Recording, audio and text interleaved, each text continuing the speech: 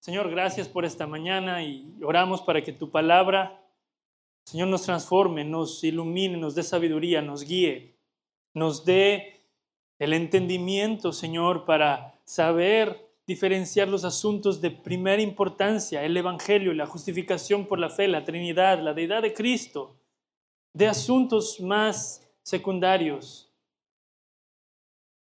Padre, que con humildad perseveremos en la unidad como hermanos, en la unidad del cuerpo. Que con humildad, Señor, podamos matar nuestro orgullo. Muchas veces nos divide y nos separa. Padre, límpianos de nuestra maldad. Y Señor, humíllanos. Ayúdanos en esta mañana, en el nombre de Dios Jesucristo. Amén. Bien, voy a leer los 4 versículos que tenemos aquí.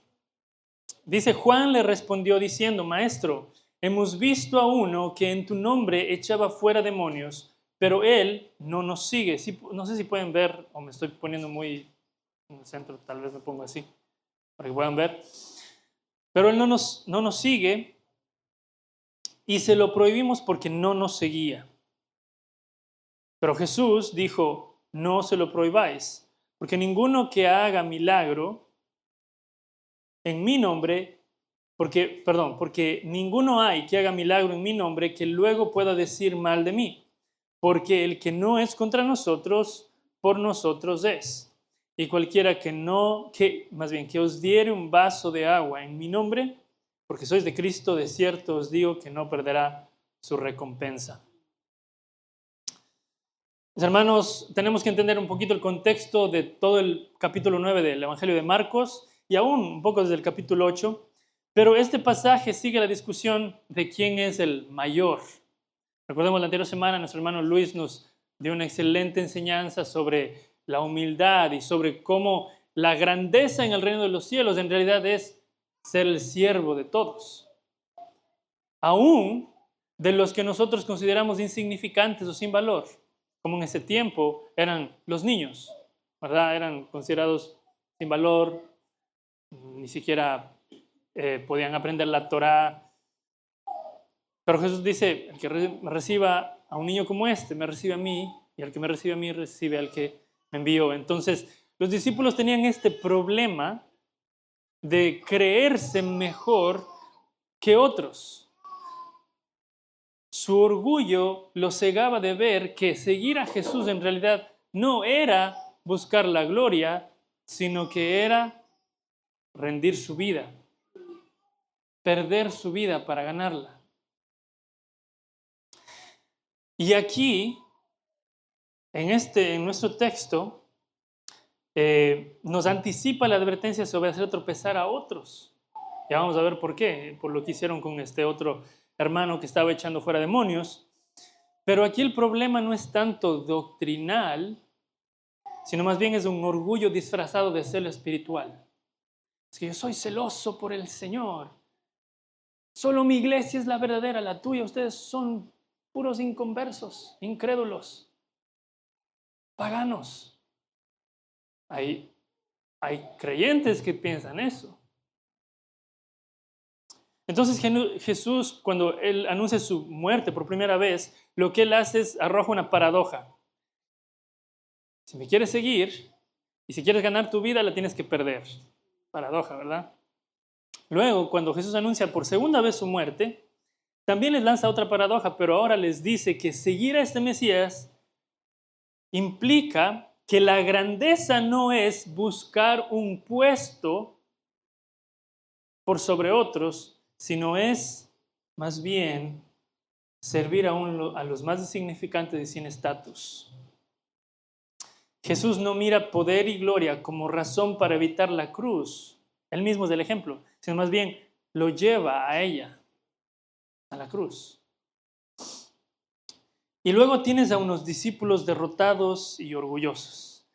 Vimos justo antes de la predicación de nuestro hermano Luis que esos discípulos, cuando el padre trajo a su hijo que estaba endemoniado y era mudo y sordo, ¿Qué pasó con los discípulos? No pudieron echarlo fuera. No pudieron echar al demonio fuera. Y era por su falta de fe, por su falta de oración, por su falta de dependencia en Cristo. Ahora, lo que es interesante es que ni aun sus fracasos los llevaron a hacer clic en su mente y decir, brother, no, tenemos que humillarnos ante el Señor y seguirlo y de verdad entender lo que Él quiere decir y servir a los demás, aún los más insignificantes. No, su orgullo los ciega y los endurece. ¿Por qué? Porque, primero, no entienden, su orgullo no les permitía entender lo que es perder su vida para ganarla. No les permitía ver a un Mesías sufriente. Por eso tenían luego miedo de preguntarle qué significaba que iba a morir. No les permitía reconocer su falta de fe y dependencia en Jesús. Su orgullo no les permitía escuchar la dura verdad de la muerte de Jesús. Su orgullo no les permitía enfocarse en agradar y dar la gloria a Jesús, sino disputar quién es el mayor en el reino de los cielos. Juan, Jacobo. No, Pedro, Andrés. Y no les permitía aceptar a aquellos que no pertenecían al grupo de los 12. Y es que su orgullo los llevaba a buscar protagonismo y renombre. Por eso estaban disputando en los versículos anteriores de este pasaje. No entendían que el costo del discipulado es lo opuesto. Mi hermano, mi hermana, si tú estás aquí porque piensas que vas a recibir gloria o porque tu nombre va a ser elevado en lo alto y todos van a conocer, oh, el hermanito, la hermanita es... Hermano, no estás entendiendo lo que es el discipulado. No estás entendiendo lo que es seguir a Cristo. Porque no se trata de que tú seas admirado, sino de que Cristo sea formado en tu vida para que la gente cuando te vea a ti mire a Cristo. Así que la muerte al ego es parte de seguir a Jesús. Ya tú no eres el protagonista de tu vida. Y esa es la mentalidad de todos los que no conocen a Cristo, que tú eres el centro. Y todos los que predican un evangelio falso apelan al ego. Tú no eres el centro. Tú no estás para ser servido, sino para servir.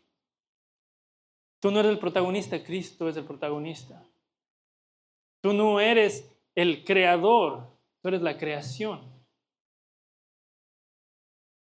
Tú no eres el que toca el instrumento, tú eres el instrumento.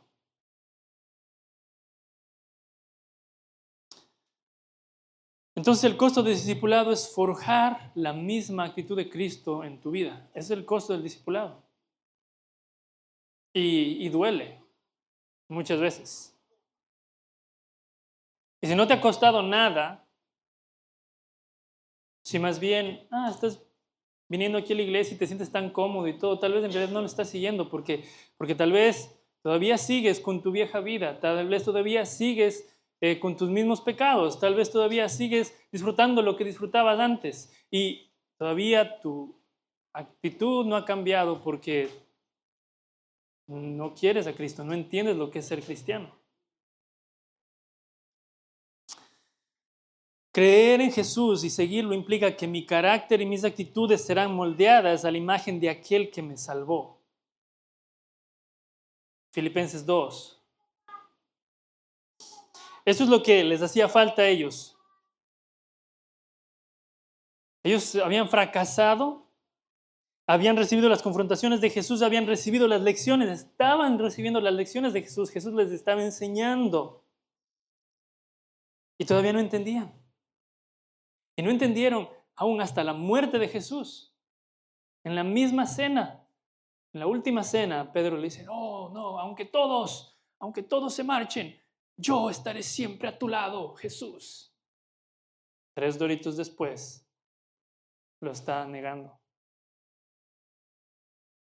Es que no ven su propia debilidad. Ahora, tengan en mente y tengan abierta su Biblia tanto en Marcos 9, versículos 30 y 38 al 41, pero también tengan ahí, no sé, pongan un papelito o algo en Filipenses 2, del 1 al 4, porque esa va a ser el versículo de referencia o el pasaje de referencia que vamos a, a ir viendo, pero tengan en mente eso.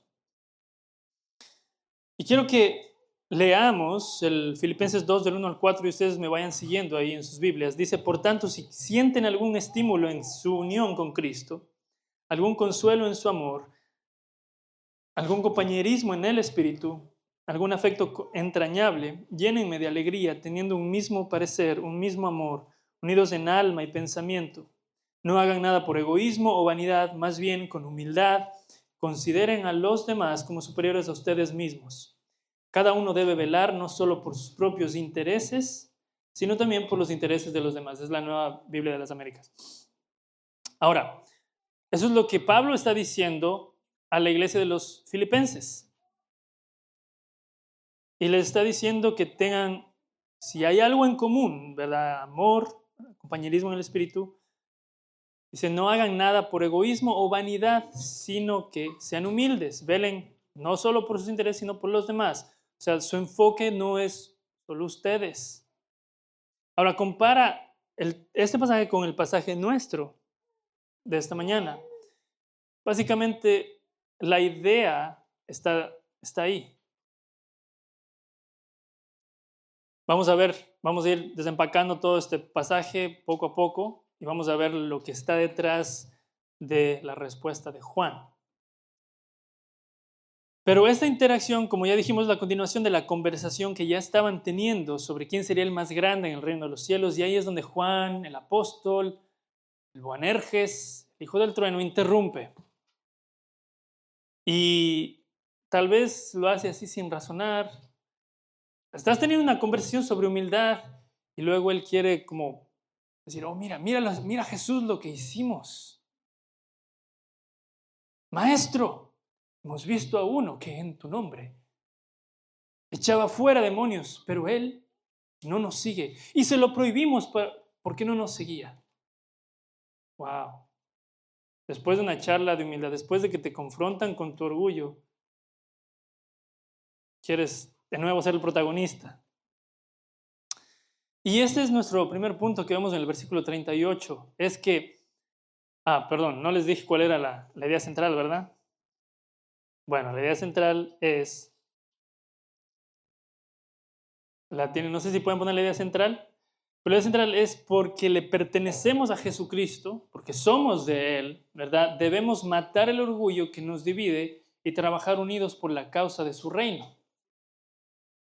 Entonces, esa es la idea de este pasaje, que porque le pertenecemos, porque somos de Él. Entonces, matemos el orgullo que nos divide y trabajemos unidos por la causa de su reino. Y ahora hay tres cosas que me gustaría que notes. La primera es, el orgullo excluye a otros que Cristo acepta. Versículo 38 dice así, es lo que dijo Juan, ya lo leímos.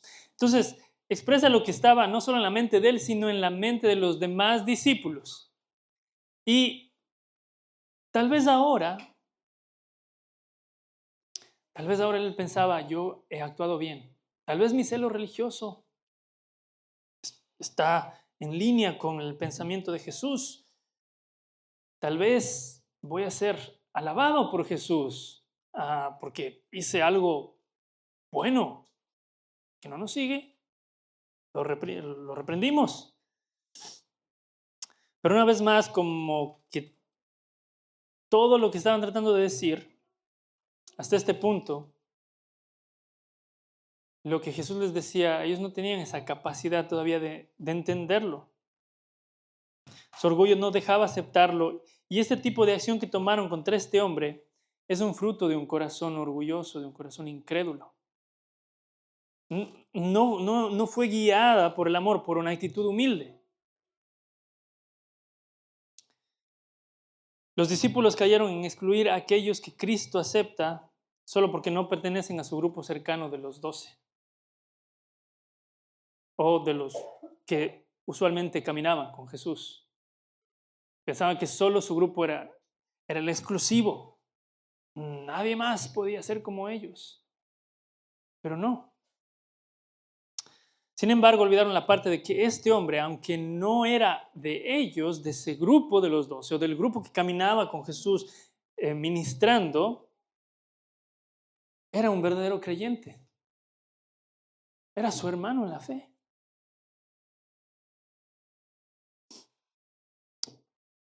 Y de hecho Jesús afirma esto en el verso 39, no se lo prohibáis, porque ninguno hay que haga milagro en mi nombre que luego pueda decir mal de mí. Y la frase en mi nombre quiere decir que esta persona estaba trabajando bajo la autoridad de Jesús porque era un creyente. Él ya había recibido a Jesús, como antes en los versículos 37, 33 a 37, si no estoy mal, Jesús decía, el que recibe a este niño, ¿verdad?, me recibe a mí, el que me recibe a mí, recibe al que me envió. Podemos ver aquí que el corazón orgulloso de Juan y de los demás apóstoles los llevó a buscar solo los puestos de renombre, el protagonismo. Y como él no tenía el puesto de renombre, como él no era parte del grupito selecto, entonces, sácate de aquí. No eches fuera demonios, te prohibimos esto. Ahora, ¿qué está detrás de esta acción? Y eso es lo que tenemos que ver. ¿Qué hay detrás de esto? ¿Qué está detrás de lo que hicieron los discípulos? Bueno, primero, hay un celo mal informado. O tal vez un celo alimentado por la envidia. Porque si se dan cuenta, ¿qué había pasado con los discípulos anteriormente? Ellos habían tratado de echar fuera un demonio y ¿qué pasó? No pudieron. Y estaban, Señor, pero ¿por qué no pudimos? Y bueno, Jesús los reprende, ¿verdad? Les dice, por su falta de fe y por su falta de oración, por su falta de dependencia. Ah, pero tienen aquí a este que no es de los 12, que tal vez no es ni de los 70, y él sí puede echar fuera demonios. Entonces, no sé, yo estaría un poco envidioso. ¿Pero por qué a él? ¿Por qué él sí los echa fuera y nosotros no? Entonces se lo prohíben porque tal vez ellos, por su celo, pero también por su envidia, no pueden aceptar que Dios está trabajando también a través de él.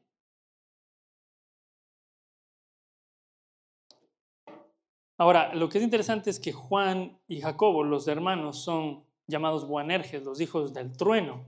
Y ya había tomado, este celo ya había tomado forma en su vida antes, después. De hecho, vemos cómo Jesús va a ir a Jerusalén y tiene que pasar por Samaria y los samaritanos no lo quieren recibir. Y luego ellos dicen, Señor, ¿te parece si oramos para que caiga fuego del cielo y los consuma? Todavía su actitud estaba con corazón endurecido. Entonces, tenemos ahí. Podría ser también esta envidia, ¿verdad?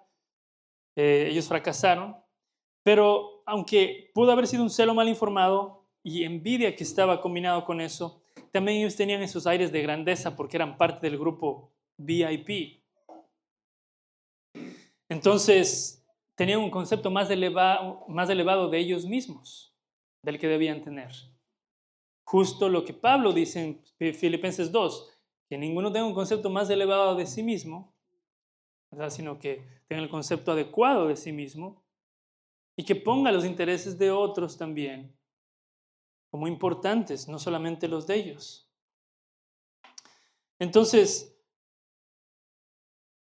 de hecho, Juan y Jacobo eran los que vinieron con su mami, ¿verdad? Mami, habla con Jesús, por favor.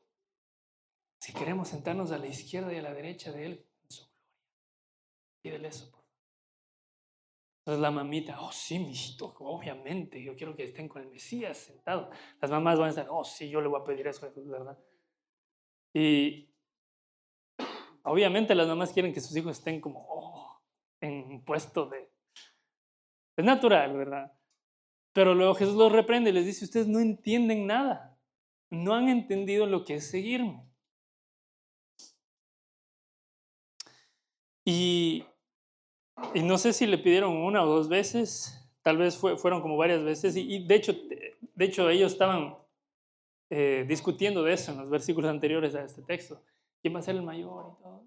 Obviamente la envidia estaba ahí, el protagonismo estaba ahí, y Jesús no les, y no entendían lo que Jesús les decía. Pero lo que es interesante es que después de que Jesús muere, resucita y viene el Espíritu Santo, hay una transformación en Juan. Y ya no es más el Boanerges que quiere traer fuego del cielo y que prohíbe a los otros a servir a Jesús. Ahora es el apóstol que ama, el apóstol del amor, que ya no les dice a los otros, te prohíbo en el nombre de Jesús, sino les dice, hijitos amados, hijitos míos. Ustedes leen las cartas de primera de Juan, primera, segunda y tercera de Juan. La tecnología siempre falla. Ustedes pueden ver eso. Su lenguaje cambia totalmente. Su amor por los que son de Cristo es genuino. Y ya no está queriendo traer fuego del cielo. Ahora quiere más bien recordarles que son amados por el Padre. Y esa es la transformación que viene. Pero todavía no, todavía estaban en esta etapa, ¿verdad? Donde no entendían, donde su mente estaba embotada, donde estaban con mucho orgullo. Pero también esta actitud orgullosa de Juan, detrás de eso estaba un orgullo que los lleva al exclusivismo. Entonces, primero es un celo mal informado, está con un poco de envidia, tienen aires de grandeza, pero también es un orgullo que los lleva al exclusivismo grupal. Se creen superiores a los discípulos. Perdón, se creen superiores a los demás. El exclusivismo o elitismo grupal no tiene la misma actitud de Cristo porque no pone los intereses de los demás por encima de los propios, sino más bien el elitismo que hace. Agarra un grupo que todos tenemos, sí, la misma mentalidad, pero cualquiera que esté con una mentalidad diferente, ¿qué pasa? Adiós. Usualmente sí son los clubs, ¿verdad? Pero la iglesia no es un club. La iglesia de Cristo no es un club social o no es una de esas como son Herbalife y todos esos que... No, la iglesia de Cristo recibe a todo aquel que cree en Cristo.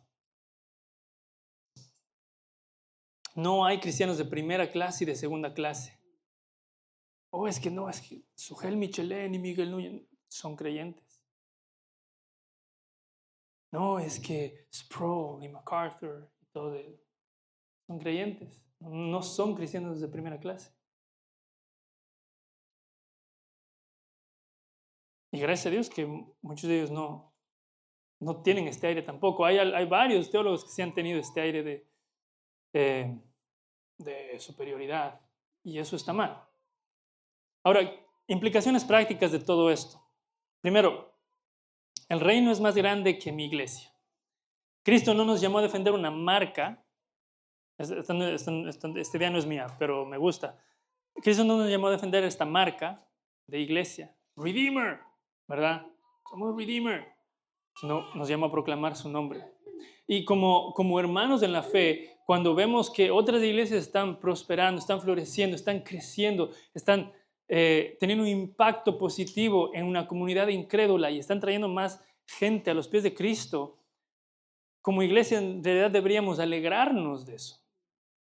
Deberíamos decir, qué bien, estos hermanos están haciendo la obra del reino. Tal vez no tengan las mismas convicciones en ciertas áreas secundarias, pero están sirviendo a Cristo. Pero, voy a ser sincero, yo he tenido la tentación de decir, ¿por qué ellos están creciendo y nosotros no? ¿O por qué ellos tienen esto y nosotros no? En lugar de, ellos son mis hermanos. Ellos sirven a Cristo. Esto es por el reino, esto es por causa de Él. Ahora, tenemos que entender la diferencia también entre doctrinas de primer nivel y doctrinas secundarias, que eso es algo que tal vez muchas veces ignoramos y que cuando confundimos o ponemos una doctrina secundaria en lugar de una doctrina primaria, podemos crear división en el cuerpo, una división que puede llevar a una condena de un lado y del otro. Es lo que ha pasado en la historia de la iglesia a veces, que habían excomulgaciones, de, pero es que este tema de aquí, y ¡fum! Se separan. La ortodoxa, de la iglesia católica y así. En la historia, pero ahora, varios asuntos secundarios de la fe, voy a dar unos ejemplos de estos, y tal vez ustedes ya lo saben, tal vez, o tal vez no, pero es importante notar, calvinismo y arminianismo. No, es que si tú eres calvinista, sigues a un engendro del demonio, Calvino. Así le dijo John Wesley a Calvino. Y los calvinistas, no, es que si tú eres un arminiano, eres un semipelagiano y casi no eres salvo. Tenemos diferencias en cuanto a cómo es los detalles de la salvación, pero si tú conversas bien con un arminiano y un calvinista, ambos aman a Cristo, ambos creen que al venir a Cristo por fe y aceptar a Cristo por fe, eres salvo. No menosprecies el milenio o el tiempo del rapto. Es que si tú eres amilenial, entonces es la escatología, todavía no sabemos. Hasta ahora, desde los inicios de la iglesia primitiva, no tenemos una convicción completa de, ¿cuál es la mejor o cuál es la 100% bíblica? No. Y no podemos separarnos o menospreciar a otros creyentes por eso. O el bautismo de infantes, que obviamente nosotros, bueno, como Redeemer, no estamos de acuerdo, pero hay cristianos que son cristianos legítimos que bautizan niños. Y a veces pensamos que esos cristianos no son cristianos. No, sí son. Los presbiterianos hacen eso. Los luteranos también.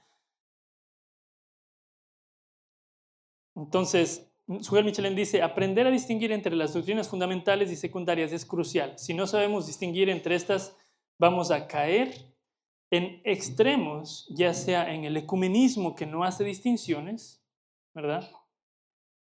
Y quiere traer a todo el mundo a un gran movimiento donde todas las iglesias se unan, o podemos caer en el aislacionismo, donde podemos pensar que solo nuestra iglesia, con nuestra doctrina, es la única iglesia sana que hay en el mundo. Y no es así.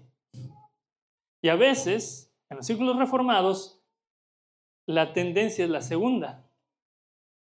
A veces, en los círculos que tenemos, que tenemos la predicación expositiva y todo eso, nuestra tendencia es, nosotros somos iglesia de sana doctrina. Solo nosotros. No es así. No es solo así. Las denominaciones también, vistas con perspectiva, no son necesariamente algo negativo. De hecho, nos permiten afirmar la unidad con hermanos que sostienen las doctrinas de primer orden, como la deidad de Jesús, la Trinidad, la muerte y la resurrección de Cristo, la justificación por la fe, que son doctrinas primarias.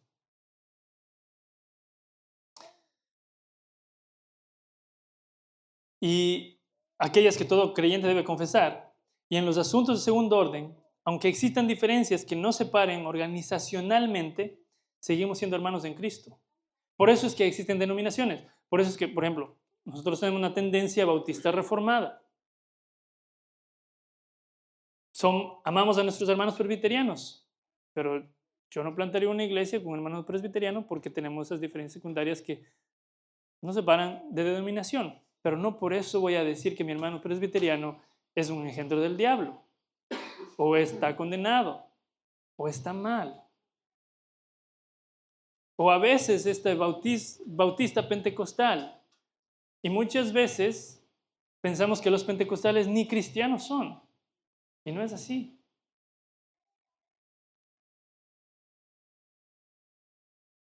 Así que, mis hermanos, tenemos que tener eso bien claro. El triaje teológico es algo que Albert Mohler escribió. Varios están en contra de esto, pero en realidad creo que es bastante sabio. Y voy a nombrar un poquito de lo que es más o menos las doctrinas más centrales de la fe, para que tengan presente qué doctrinas son inamovibles, y si es que tú no crees de esa, prácticamente, o sea, estás fuera de la fe, ¿verdad? No eres hermano. Entonces, las doctrinas más esenciales podemos incluir la de la Trinidad, la completa deidad y humanidad de Cristo, la justificación por la fe y la autoridad de las Escrituras.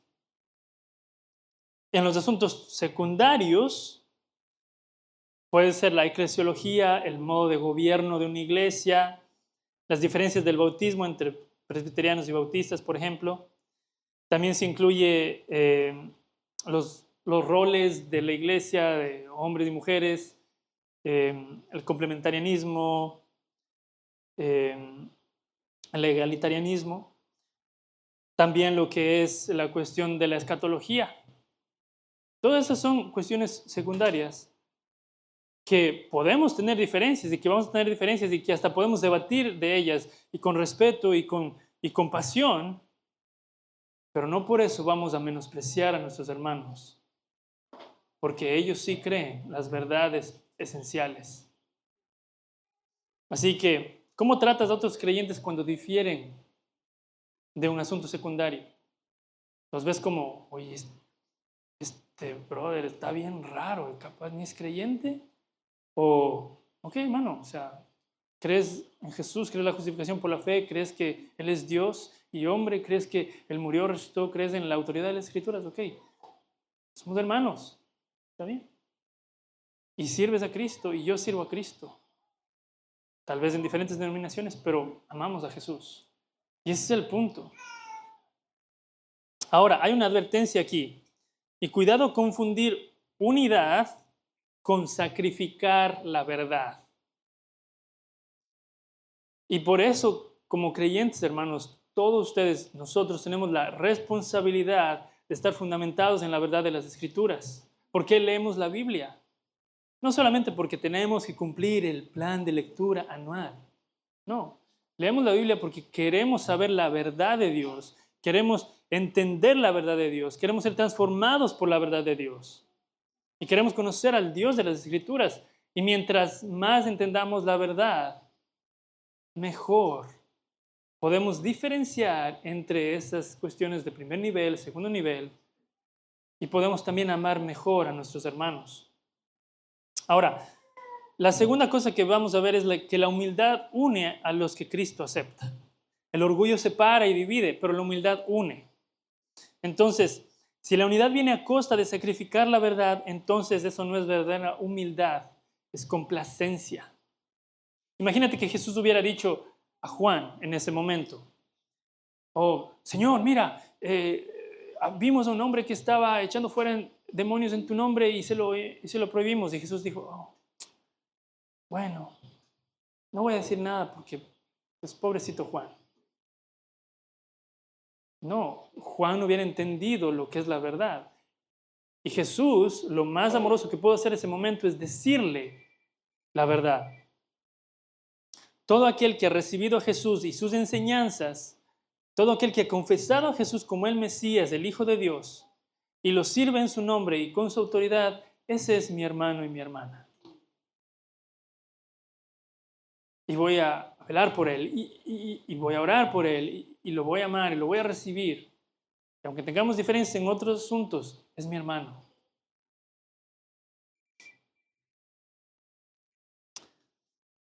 De hecho, Juan, el mismo apóstol Juan en su evangelio, en Juan 1:12, nos da el versículo que muchos saben, especialmente cuando recién eres creyente, nos aprendemos este versículo de memoria, ¿verdad?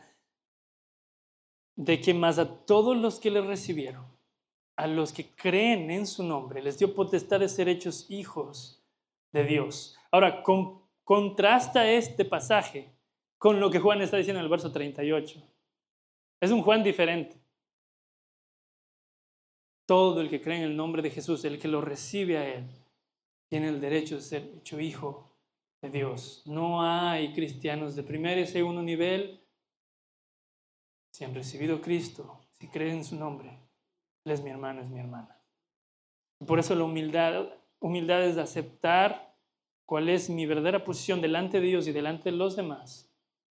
Y también aceptarlos a los demás, como Dios los ve. Y si Dios los acepta, que están en Cristo, ¿por qué yo los voy a rechazar? ¿Por qué les voy a hacer de menos? Entonces, en estos versículos del 39 y 40, Jesús nos da una razón de suma importancia de el por qué no impedir a este hombre y a otros como él de servir al Señor. Dice, ninguno que haga un milagro en mi nombre que luego pueda hablar mal de mí. No hay ninguno que haga milagro en mi nombre que luego pueda hablar mal de mí. Esa es la marca de un verdadero creyente. Lo contrario es Mateo 7. ¿Recuerdan Mateo 7? En Mateo 7, cuando Jesús está hablando de los falsos cristianos, de los falsos conversos, de los lobos rapaces. Cuando están en el juicio, dice, pero Señor, nosotros profetizamos en tu nombre, echamos demonios fuera en tu nombre, hicimos milagros en tu nombre. ¿Cuál es la diferencia entre estos y este hombre que está echando fuera demonios en el nombre de Jesús? No sé si se han hecho esa pregunta, pero la diferencia es que estos hombres del grupo de Mateo 7, su vida era completamente opuesta a lo que ellos proclamaban ser. Eran hipócritas. Sus frutos lo demuestran. De hecho, son descritos como hacedores del mal, como lobos vestidos de ovejas y como no oidores ni hacedores de la palabra. Entonces, esa es la gran diferencia. No tienen frutos, no oyen, no hacen la palabra de Dios, mientras que estos otros sí. El verdadero creyente va a llevar frutos. Y si no ves fruto en esa persona, tal vez no es creyente.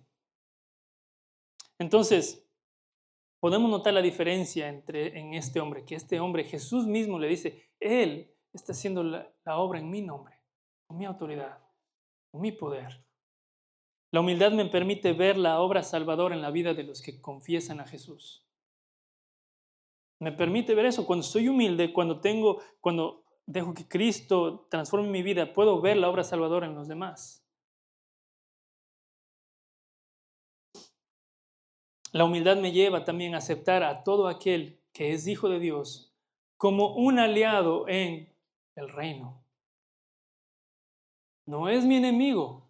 Podemos tener diferentes convicciones en ciertos asuntos. Podemos ser de diferentes denominaciones, pero estamos sirviendo a Cristo. Entonces son mis aliados. Pero es que quiero robarles de esa iglesia a que vengan a mi iglesia porque en esa iglesia no predican expositivamente. Mala actitud. Una mala actitud. La humildad me lleva a someterme a la verdad de Dios porque reconoce que ahí reside la sabiduría para poder discernir tanto situaciones como personas y examinarlo todo a la luz de las Escrituras. Es decir, la humildad me va a llevar a una sincera búsqueda de la verdad y a abrazarla. La humildad también me llevará a reconocer que no vamos a estar de acuerdo en todo y no por eso menospreciar a mi hermano. La humildad me llevará a ver a mis hermanos en la fe, independientemente de cuál sea su denominación, no como la competencia o el enemigo, sino compañeros de milicia. La humildad no me dejará ser ciego al avance del reino de Dios, aun cuando mis hermanos en la fe me vean a mí como su enemigo. Y eso es importante. Pablo en Filipenses 1, él dice que hay hermanos que predican a Cristo con buena intención, buscando serle agradables, pero hay otro grupo que también predican a Cristo, pero para traer a Pablo sufrimiento. Y lo que es interesante es que Pablo no dice, yo los condeno. Él dice en Filipenses 1, ya sea con mala actitud, con mala intención o con buena intención, Cristo está siendo predicado. Así que si yo recibo ese ataque de mi hermano, y yo sé que es mi hermano porque sí va a pasar eso, que hay hermanos que nos van a atacar y nos van a hacer de menos, que tu respuesta sea, Cristo está siendo predicado. No voy a guardarle rencor, es mi aliado, aunque él tal vez no me vea así. Eso hace la humildad. La humildad no me llevará a actuar con un exclusivismo exagerado de tal forma que irrumpa o debilite la unidad cristiana y sea obstáculo en el avance del reino. Hay varios youtubers, uno de ellos, se me fue el nombre, pero es horrible lo que hace. Dice ser creyente, pero es horrible cómo a hombres de Dios, a hermanos en la fe, él mismo se dice ser hermano y los ataca de tal manera que los hace ver como que fueran incrédulos, impíos de lo peor. Eso es, así él está tratando a Cristo. Y cada vez que tú ves a un hermano y la manera en cómo lo trates a tu hermano, a tu hermana, así es como tratas a Cristo. Porque ellos son de Cristo. Que no seamos de esos que tratan mal al pueblo de Dios. Y la humildad tampoco me lleva a quedarme callado, sino a hablar la verdad con valor y confrontar cuando sea necesario para fomentar la unidad. Jesús hizo eso con Juan. Lo confrontó, le dijo la verdad para fomentar la unidad entre ellos y el hombre que estaba echando fuera demonios. De hecho, otro ejemplo de esta confrontación lo vemos en Gálatas 2, cuando Pedro está con los judaizantes y le está diciendo a los gentiles que deben circuncidarse y todo eso, y Pablo, viendo todo eso, viendo la hipocresía de Pedro y de otros, los confronta duramente y ante los demás. ¿Para qué? Para que no estén separando y no estén teniendo un elitismo de que, los cristianos judíos son mejores que los cristianos gentiles. Y los cristianos gentiles tienen que circuncidarse, no. Jesús dice, porque el que no es contra nosotros, por nosotros es. Solo hay dos grupos en el reino de Dios. El que está a favor de Cristo o el que está en contra de Cristo. No hay neutralidad. Debemos entender quién es nuestro verdadero enemigo. Y no son mis hermanos en la fe. No es el calvinista, el arminiano de allá. No es el metodista o el luterano. Cuando se trata de la verdad del evangelio, sí, confróntalos con humildad. Pelea por la verdad, sí, pero no los menosprecies.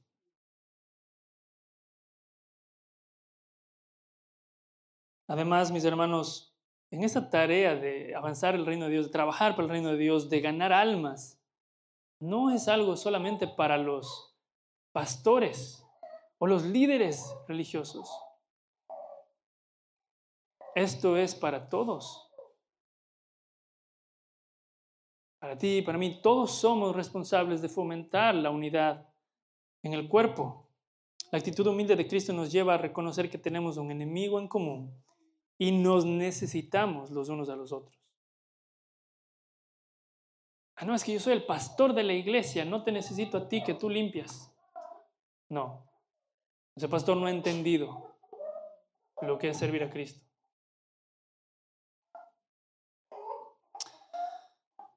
La Biblia de Estudio Zondervan dice, los discípulos deben aceptar a todo aquel que sigue a Jesús, ya sea que pertenezcan o no al grupo particular de los discípulos. Es tan importante reconocer que la manera en cómo tratamos a nuestros hermanos tiene consecuencias eternas. Y con esto vamos al último punto. Que el Señor produzca en nosotros un corazón humilde que ame la verdad y ame a los seguidores de Cristo, aunque no sean de mi mismo grupo y sean diferentes.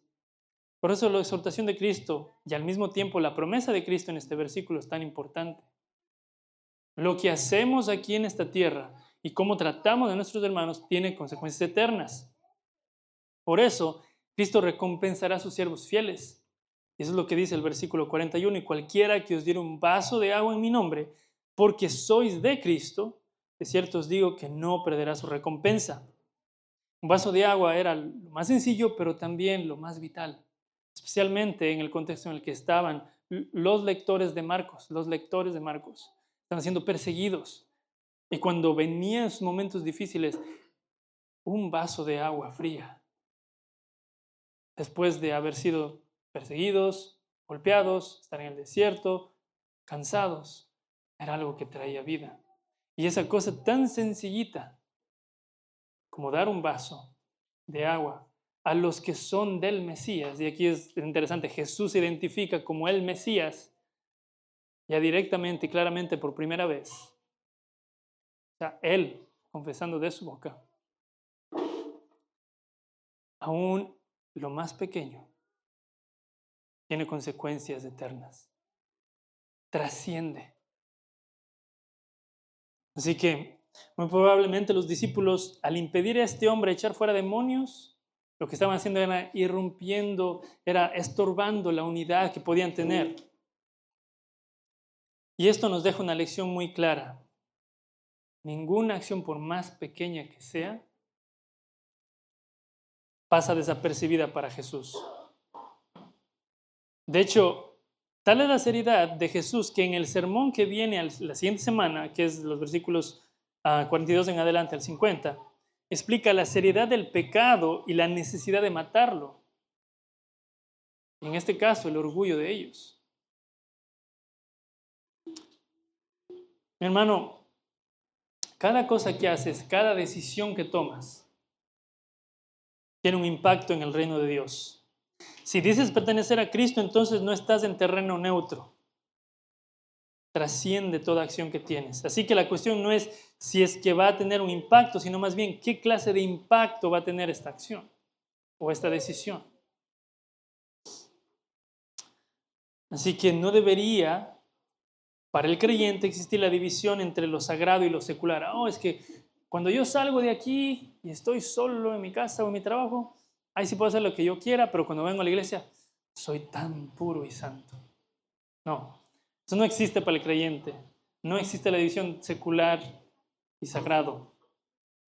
Nuestra vida es toda de Cristo o no lo es. Toda área es de Cristo o no lo es. Así que un pequeño vaso de agua a los discípulos de Jesús ayuda a que el reino se expanda. Un pequeño vaso de agua. ¿Trabajas para el reino o obstruyes la unidad? Cristo mira el servicio más pequeño que tú tienes para el reino de Dios. Víctor, tú recibirás recompensa, no es en vano el servicio que haces en el departamento de multimedia. Las hermanas que organizan el café, no es insignificante lo que hacen. Poner el pan no es insignificante, no pasarán desapercibidos. El hermano Ramón, la hermana Tommy limpiando aquí el edificio. Avanza el reino de Dios. El trabajo que haces cada semana en la construcción o en tu empresa, en tu compañía, en tu oficina, va ya sea a avanzar el reino de Dios o obstruirlo. Los que abren sus casas para estudiar la Biblia, ya sean los grupos de conexión u otros, también van a recibir su recompensa. Los que cuidan a los niños, los voluntarios, su servicio no pasa desapercibido. Los que dan una llamada a un hermano, una hermana durante la semana. El que empezó su día orando por sus hermanos antes de venir a la iglesia. Los que ayudan a sus hermanos y no hacen alarde de su servicio. La hermana que ora por los miembros, aquellos que visitan a otros y los animan o los comparten un plato de comida.